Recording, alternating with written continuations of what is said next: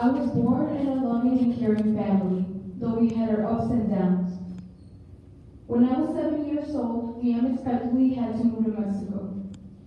It was really hard to see my parents struggling, homeless, and not having jobs. I perfectly remember how they would get so stressed and argue every day. We had to eat on the floor, we didn't have a stove, windows, beds, or even warm water. Adding to that, my dad became an alcoholic. We would helplessly see my mom getting beaten up in front of us, and most of the time, my dad would hit us too. We were broken, and it was too hard to heal from all the mental and physical damage pain he caused.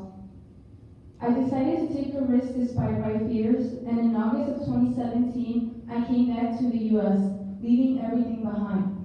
My mom, my dad, my siblings, my friends, and basically my whole life. It was very hard for me to adapt to high school, mainly because of the language. Although I knew how to speak, read, and write, I was too shy to do so. I was a new girl, and it was hard to fit in. I'll never forget one day in my Spanish class, my teacher, Miss Castro, talked to me about a class called AVID. I was so confused because I felt like it was only for smart and responsible people. However, she saw potential within me. I was interested, and I talked to my counselor to see if there was any possibility I could join. Luckily, she agreed. She knew from the beginning that I would succeed and that AVID would be a great fit for me. I joined my junior year. Even though it was hard at first and I felt like dropping it, I knew that in order to be the best I could, I had to try my hardest, and I reminded myself that I came here to do better. In order to succeed, I had to challenge myself. My AVID teacher, Mr. Varela, treated me and all of his AVID students like family. He's more than a teacher. He represents responsibility and ethic, organization and success that during my 2 years in AVID helped me grow and shape the person I am today. Before AVID, I really didn't care if I did my homework or not. I didn't care if my papers were staying or ripped. I wasn't organized or social, and I was absent very often. But AVID taught me that education is the key to success. My AVID teachers, counselors, and tutors always taught me to follow and achieve my dreams. AVID encouraged me to do better in school. AVID helped me realize that I needed to make a change. I stopped being lazy and started doing my homework. I learned how to have a clean and organized binder, and I even started to turn in my assignments for every class on time. My senior year in AVID was very stressful at first.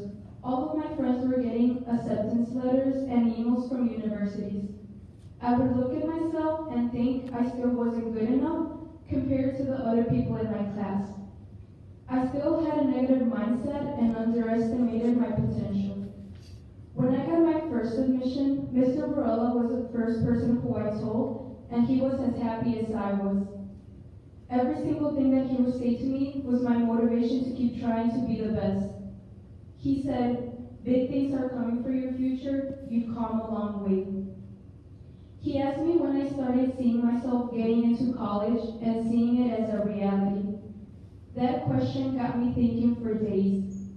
I realized all the sacrifices I had made coming to the US without my mom and having to do everything by myself.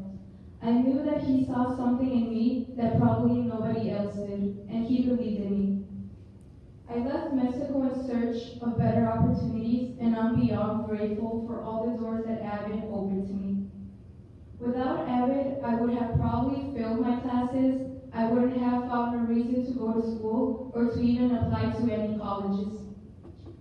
Now I believe in myself, and I know that I'm capable of doing much more than I thought. I see myself becoming a psychologist and providing help to people. There's a bridge that goes from childhood to adulthood. Everyone crosses it the best they can, and in doing so, we discover a different world. The world is waiting for those who have the courage to dream and fight for their dreams. Here I am.